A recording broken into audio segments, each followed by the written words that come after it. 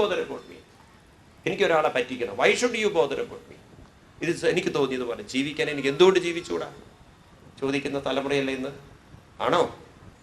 ഇന്നത്തെ ചെറുപ്പക്കാരുടെ തലമുറ ഞാൻ പറയുന്നതാണോ? ആണോ അല്ലയോ? ഇന്ന് അച്ഛനമ്മമാര് നിസ്സഹായരാണ്. അവരെന്ത് തോന്നിവാസം ചെയ്താലും അതിന് ഉത്തരം പറയാൻ സാധിക്കുന്നില്ല. നോക്കൂ നിങ്ങൾ പത്രത്തില്, പാവം ചില അച്ഛനമ്മമാരെ അറിയുന്നില്ല കുട്ടികളെ എങ്ങോട്ടാ പോകുന്നത്, എന്താ ചെയ്യുന്നത് എന്നുള്ളത്. അവർക്ക് അറിയുന്നില്ല. എന്തെങ്കിലും ചോദിച്ചാൽ തന്നെ ഉടനെ ത്രട്ടൻ ചെയ്യും. മൊബൈൽ ഫോൺ വാങ്ങിച്ചു കൊടുത്തില്ലെങ്കിൽ സൂയിസൈഡ് ചെയ്യുന്നു പറയുന്ന, ബൈക്ക് മേടിച്ചു കൊടുത്തിട്ടില്ലെങ്കിൽ സൂയിസൈഡ് ചെയ്യുന്നു പറയുന്ന, ത്രട്ടൻ ചെയ്യുന്ന ഒരു സമൂഹത്തിലാണ് നമ്മൾ ജീവിക്കുന്നത്. ആണോ? ഈ ഒരു സംസ്കാരത്തിൽ നിന്നും ഇതിൽ നിന്നൊക്കെ നമ്മൾ കണ്ടുകൊണ്ടിരിക്കുന്നത് സാഹചര്യം മനുഷ്യനെ വളരെയധികം സ്വാധീനിക്കുന്നത്. അപ്പോൾ ചോദ്യം അവശേഷിക്കുകയാണ്, ഞാൻ എന്തിന് നല്ലവനായി ജീവിക്കണം? എനിക്കെന്തുകൊണ്ട് എനിക്ക് തോന്നിയതുപോലെയൊക്കെ ജീവിച്ചുകൂടാ?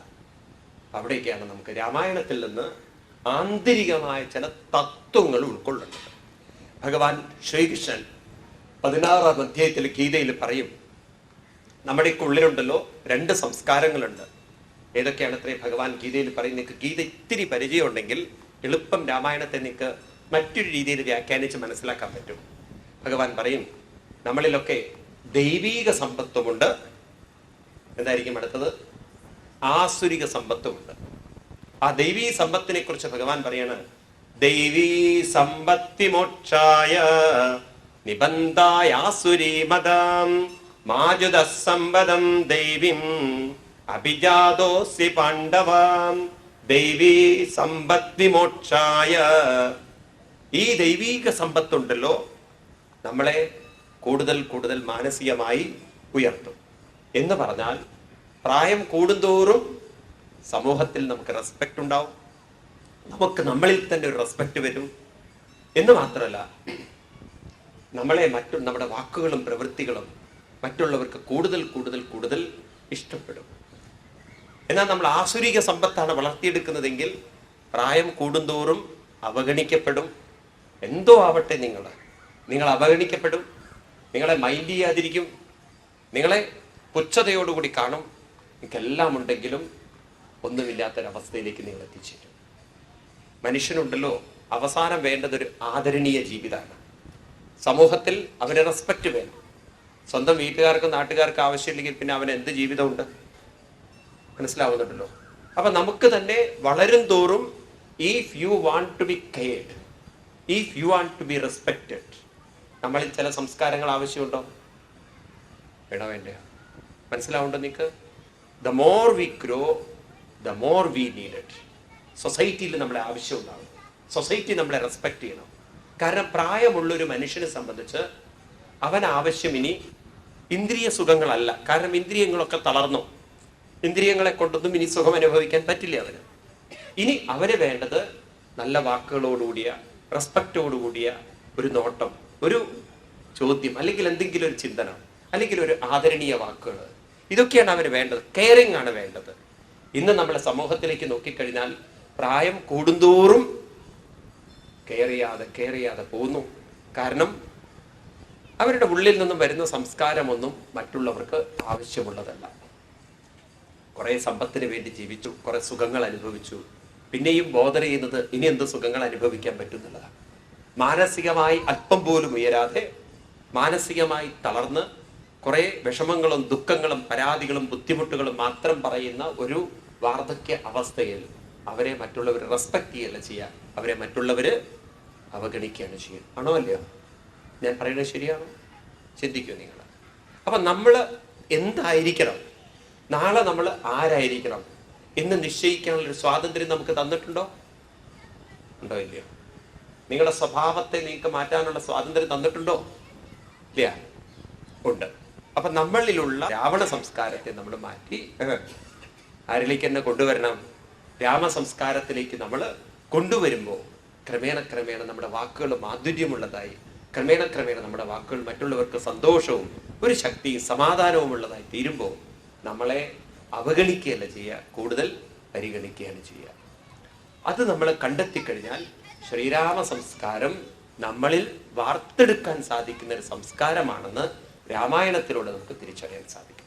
അപ്പൊ രാമായണം എന്ന് പറയുന്നത് നമ്മളിൽ കുട്ടിക്കാലത്തുണ്ടായിരുന്ന രാമസംസ്കാരം സാഹചര്യങ്ങളെ കൊണ്ട് എന്തായി മാറി? രാവണ സംസ്കാരമായി മാറി. ഇനി ആ രാവണ സംസ്കാരത്തിൽ നിന്നും തിരിച്ച് രാമസംസ്കാരത്തിലേക്കുള്ള ഒരു യാത്ര, അതാണ് രാമായണം. രാമ അയനം. അയനം എന്ന് പറഞ്ഞാൽ യാത്ര നടത്തം. സംസ്കൃതത്തിൽ അയനം എന്ന് പറഞ്ഞാൽ യാത്രയാണ്. അപ്പൊ നമ്മളിൽ തന്നെ ഉള്ളൊരു യാത്രയാണ്. It is A journey of the mind എന്നാണ്. നമ്മുടെ തന്നെ മനസ്സിന്റെ ഒരു യാത്രയാണ്. അപ്പൊ നമ്മൾ ആ രീതിയിലൊക്കെ ഈ രാമായണത്തെ കാണുമ്പോഴല്ലോ ഇന്ന് രാമായണത്തിന് നമ്മളിൽ പ്രസക്തിയുണ്ട്, നമ്മുടെ ഓരോരുത്തരുടെയും ജീവിതത്തിന്.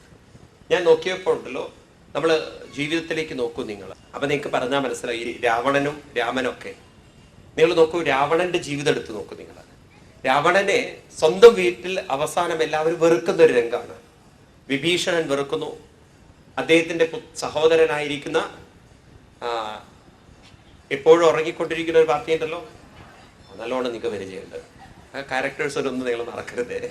ഈ കുംഭകർണൻ വെറുക്കുന്നു. ഇവരൊക്കെ തത്വോപദേശം ചെയ്യാണ്. ആരോട്? രാവണനോട്. രാവണ, നീ ചെയ്ത് ശരിയില്ല. അങ്ങനെ രാവണൻ അവസാനം ഒറ്റപ്പെടുകയാണ്. ആരുമില്ല അയാളെ സഹായിക്കാൻ. ആണോ?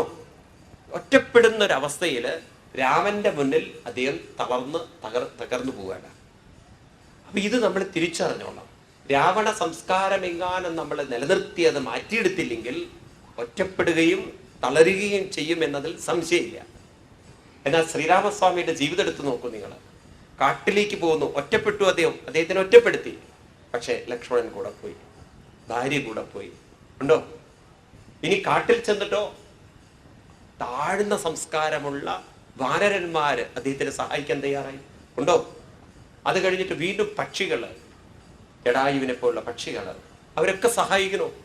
എന്തിനാ നമ്മൾ പറയാറില്ലേ, മലയാളത്തിൽ ഒരു ചൊല്ല് പറയാറുണ്ടല്ലോ, അണ്ണാൻ കുഞ്ഞനും തന്നാലായതെന്ന്. മണ്ണ് കൊണ്ടുപോയിട്ട് ഒരു അണ്ണാൻ കുഞ്ഞിന്റെ കഥ നമ്മൾ കേട്ടിട്ടുണ്ട്.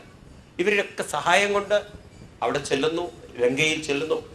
ആ രാവണന്റെ സഹോദരനായ വിഭീഷണൻ പോലും ശ്രീരാമസ്വാമിയുടെ സഹായത്തിന് വരുന്നു. എല്ലാം അനുകൂലമായി തീരുന്നു. പ്രതികൂലമായൊരു ജീവിതത്തെ അനുകൂലമാക്കാൻ ശ്രീരാമസ്വാമിയുടെ സ്വഭാവ വിശേഷത്തിന് സാധിച്ചു. എന്നാൽ അനുകൂലമായ പരിതസ്ഥിതികളെ മുഴുവൻ പ്രതികൂലമായ സാഹചര്യങ്ങളാക്കി തീർത്ത ആളാണ് ആര്? രാവണൻ. ആണോ അല്ലേ? നോക്കൂ നിങ്ങൾ, അദ്ദേഹത്തിന് എല്ലാ സാഹചര്യങ്ങളും ഉണ്ട്. പക്ഷെ അദ്ദേഹം തൻ്റെ സ്വാർത്ഥതയ്ക്ക് വേണ്ടി, തൻ്റെ സുഖത്തിന് വേണ്ടി മറ്റുള്ളവരെ ബുദ്ധിമുട്ടിപ്പിച്ച്, വിഷമിപ്പിച്ച്, വേദനിപ്പിച്ച്, അതിൽ മാത്രം ശ്രദ്ധിച്ച് അങ്ങനെയൊക്കെ ജീവിച്ചതുകൊണ്ട് അവഗണിക്കപ്പെട്ടു. അവസാനം ഒറ്റപ്പെട്ട് തളർന്നു മരിക്കേണ്ടി വന്നു. എന്നാൽ ഒന്നുമില്ലാത്ത രാമൻ എല്ലാം നേടിയെടുക്കുകയാണ്.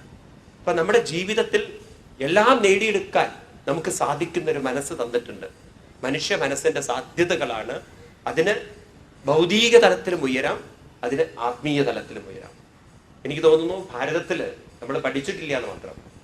ഭാരതത്തിലെ ഋഷീശ്വരന്മാര് കൂടുതൽ ചിന്തിച്ചതൊക്കെ മനസ്സിനെ കുറിച്ചാണ്. നേരത്തെ പറഞ്ഞതുപോലെ ഭൗതിക ശാസ്ത്രജ്ഞന്മാര് മാറ്ററിനെ കുറിച്ചും അതിന്റെ പിന്നിലുള്ള അറ്റോമിക് എനർജികളെ കുറിച്ചൊക്കെ പഠനം നടത്തിയപ്പോൾ വാട്ട് ഈസ് ദിസ് മൈൻഡ് എന്ന് ചിന്തിച്ച ഋഷിമാര്. അപ്പൊ അവർക്ക് ഈ മനസ്സിനെ കുറിച്ചുള്ള പഠനത്തിലൂടെ മനസ്സിലായി, മനസ്സിന് ഉയരാനുമുള്ള സാധ്യതകൾ, ഭൗതിക തലത്തിൽ ഉയരാനുള്ള സാധ്യത ഉണ്ട്. അതുപോലെ ആത്മീയതയിലേക്ക് വ്യാപരിച്ചുകൊണ്ട് അതിലേക്ക് ലയിക്കാനുമുള്ളൊരു വലിയൊരു സാധ്യതയുണ്ട്. അതുകൊണ്ട് ഭാരതത്തിലെ ഋഷിമാരുണ്ടല്ലോ, അവര് ഭൗതികതയിലേക്കും ഉയർന്നിട്ടുണ്ട്, ആത്മീയതയിലേക്കും ഉയർന്നിട്ടുണ്ട്. നിങ്ങൾ നോക്കൂ, നമ്മൾ ഭാഗവതമൊക്കെ വായിക്കുമ്പോൾ നിങ്ങൾക്ക് കാണാം, ഭാഗവതത്തിലെ ഒരു അധ്യായത്തിന്റെ പേര് ഭൂഗോള വർണ്ണനാണ്. അപ്പൊ ഭൂമി ഉരുണ്ടതാണെന്ന് നമ്മൾ ഗലീലിയോ, കൊപ്പർനിക്കസ് തുടങ്ങിയിട്ടുള്ള ശാസ്ത്രജ്ഞന്മാർ കണ്ടെത്തുന്നതിന് മുമ്പ്, ഒരു 5000 വർഷങ്ങൾക്ക് മുമ്പ് നമ്മുടെ പൂർവികന്മാര് മനസ്സിലാക്കി വെച്ചിരിക്കും. പാലാഴി മദന സമയത്ത് നടക്കുന്ന ഒരു കഥയാണ്, അമൃതത്വത്തിന് വേണ്ടിയുള്ള കഥ. അവിടെ സൂര്യചന്ദ്രന്മാരുടെ ഇടയിൽ അമൃതം കിട്ടാൻ വേണ്ടി ഭാനു എന്ന് പറയുന്ന ഒരു അസുരൻ വന്നിരുന്നു എന്നാണ്. ഇവന്റെ തല വെട്ടിക്കളഞ്ഞു ഭഗവാൻ സുദർശന ചക്രം കൊണ്ട്. ഈ തല പോയ സമയത്ത് ഉടലൊക്കെ കരിഞ്ഞുപോയി. വായയും തുറന്നു, അവന്റെ കഴുത്തും തുറന്നു. അപ്പൊ ഈ വായയും കഴുത്തും തുറന്നിരിക്കുന്ന അവൻ സൂര്യചന്ദ്രന്മാരെ വിഴുങ്ങാൻ തുടങ്ങിയതാണ്. ഈ വിഴുങ്ങുന്നതാണത്രേ സൂര്യഗ്രഹണമായും ചന്ദ്രഗ്രഹണമായും ഇതൊക്കെ എഴുതി വെക്കുന്ന 5000 വർഷങ്ങൾക്ക് മുമ്പാണ്. ഈ എക്ലിപ്സ് എന്താണെന്ന് പോലും ഭൗതിക ലോകം തിരിച്ചറിയുന്നതിന് മുമ്പ് തന്നെ നമ്മുടെ പൂർവികന്മാർ അറിഞ്ഞിരിക്കുന്നു. ആയുർവേദം, ധനുർവേദം, അസ്ത്രവിദ്യ, അതുപോലെ തന്നെ ജ്യോതിഷം, നൃത്തം, സംഗീതം, ഇന്ന് ഭാരതത്തിനെ തോൽപ്പിക്കാൻ ആർക്കെങ്കിലും സാധിക്കുമോ? എത്ര നോക്കൂ, എത്ര അതിൻ്റെ അകത്തേക്ക് ഇറങ്ങിപ്പോയിരിക്കുന്നു നമ്മുടെ പൂർവികന്മാര്. ഭൗതികതയുടെ ഔന്നത്യത്തിലേക്ക് പോയിരിക്കണം. എന്നാൽ അവരെ ആത്മീയതയിലേക്ക് ലയിച്ചുകൊണ്ട് അവർ ഉറക്കെ പ്രഖ്യാപിക്കുന്നു, ഈ ജീവാത്മാവും പരമാത്മാവും ഒന്ന് തന്നെ. ജീവാത്മാവ് വന്നിരിക്കുന്നത് പരമാത്മാവിലേക്കാണ് എന്ന് പറഞ്ഞ് അതിലേക്ക് ലയിച്ചുകൊണ്ട് പൂർണ്ണമത പൂർണ്ണമിദം പൂർണ്ണാൽ പൂർണ്ണമുദശ്യതേ പൂർണ്ണസ്യ പൂർണ്ണമാദായ പൂർണ്ണമേവാവശിഷ്യതേ. ആ പൂർണ്ണതയെ അനുഭവിച്ച് ആസ്വദിച്ചറിഞ്ഞ ആ മഹാത്മാക്കള് നാരായണീയത്തിൽ നിങ്ങൾ ചൊല്ലുന്നുണ്ടല്ലോ, നിഷ്കമ്പേ നിത്യപൂർണേ നിരവധി പരമാനന്ദ പീയൂഷരൂപേ നിർലീനാനേകമുക്താവലി സുഭഗതമേ നിർമ്മല ബ്രഹ്മസിന്ധു. എത്ര അനേക മുക്താവലികൾ ലയിച്ചിരിക്കുന്ന നിർമ്മലമായിരിക്കുന്ന ഭഗവത് സിന്ധുവിലേക്ക് എൻ്റെ മനസ്സിനെ ലയിപ്പിച്ചുകൊണ്ട് ഞാൻ ആനന്ദം അനുഭവിക്കുന്നു എന്ന് പറയുന്ന ഒരു ഋഷിമാരുടെ സംസ്കാരം. ഇത് രണ്ടും സാധിക്കുന്ന ഒന്നാണ് മനുഷ്യ മനസ്സ്. ഭഗവാൻ ശ്രീകൃഷ്ണൻ പറയുന്നു, മനുഷ്യ മനസ്സിന്റെ സാധ്യതകൾ എന്താണെന്ന് ചോദിച്ചു കഴിഞ്ഞാൽ, നാസതോ വിദ്യതേ ഭാവ നാഭാവോ വിദ്യതേ സദാ ഉഭയോരപി ദൃഷ്ടോന്ത ത്വനയോ തത്വദർശിബി. They are the great scholars എന്നാണ്. അവർ തത്വത്തെ ദർശിച്ചവരാണ്. They are the real scientist എന്നാണ്. ആരാണത്രേ അവര്? ഉഭയോദർശിതം, രണ്ടും ദർശിച്ചവരാണ് അവര്. ഏതാ ഉഭയം? അസത്തിനെയും ദർശിച്ചു അവര്, സത്തിനെയും ദർശിച്ചു. ഈ പ്രപഞ്ചത്തെ ഋഷീശ്വരന്മാര് വിളിച്ചിരിക്കുന്ന പേര് അസത്ത് എന്നാണ്. ആ പേര് നമുക്ക് നല്ലോണം പരിചയമുള്ള. നമ്മൾ പ്രപഞ്ചത്തിനെ അല്ല വിളിക്കാറ്, മിക്കവാറും നമ്മൾ മറ്റുള്ളവർ വിളിക്കുന്നൊരു പേരാണ്. കുട്ടിക്കാലത്തെ കേട്ടുപരിചയമുള്ളൊരു പേരാണ് എന്ത്? അസത്ത് എന്നുള്ളത്. പലപ്പോഴും ഉണ്ടല്ലോ ഈ പറയുന്ന പേരുകളൊക്കെ വളരെ മനുഷ്യനെ സ്വാധീനിക്കും. ഈ രാമകൃഷ്ണ പരമഹംസർ അദ്ദേഹം ഇങ്ങനെ സത്സംഗങ്ങൾ എടുക്കുമ്പോൾ ഇടയ്ക്കിടയ്ക്ക് അദ്ദേഹം ഇങ്ങനെ ആനന്ദ നിർവൃതിയിലേക്ക് പോകും.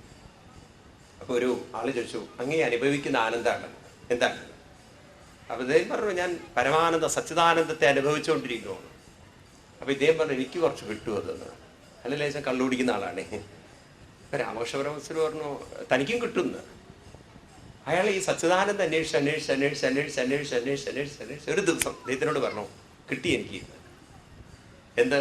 സച്ചിദാനന്ദം. അപ്പൊ അതെന്താ സച്ചിദാനന്ദം എന്ന് രാമകൃഷ്ണ പരമഹംസർക്ക് അത്ഭുതം, ഇയാൾക്ക് എന്താ കിട്ടിയിരിക്കണതെന്ന്.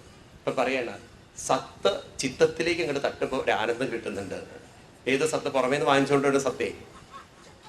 കള്ള് കുടിച്ചിട്ട് ആനന്ദം അനുഭവിക്കുന്ന അയാൾ പറയണ സച്ചിദാനന്ദേ. രാമകൃഷ്ണ പരമഹംസർക്ക് വളരെ സന്തോഷമായി. പക്ഷെ അദ്ദേഹം ഒന്നും പറഞ്ഞില്ല, എതിർത്തൊന്നും പറഞ്ഞില്ല. പക്ഷെ ഈ കള്ളു കുടിച്ച ആൾക്കുണ്ടല്ലോ, അയാൾക്ക് വീണ്ടും അത്ഭുതം. രാമകൃഷ്ണ പരമഹംസര് ധ്യാനത്തിലേക്കൊക്കെ ഇരുന്ന കുറേ സമയം ഇരിക്കാൻ പറ്റുന്നുണ്ട് ആനന്ദത്തില്.